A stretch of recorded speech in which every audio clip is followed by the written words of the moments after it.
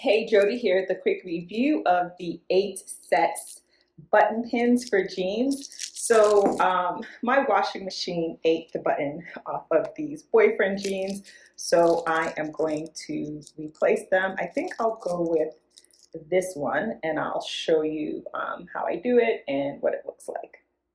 Okay, so here's the button pin, and there are 2 parts. So I think I'm gonna put it as close as possible. Stick it in there. All right, and now I'll put the finishing touch. I want to make sure it's secure. And button. Let's see if this is, oh, oh, nice. Okay. Yes.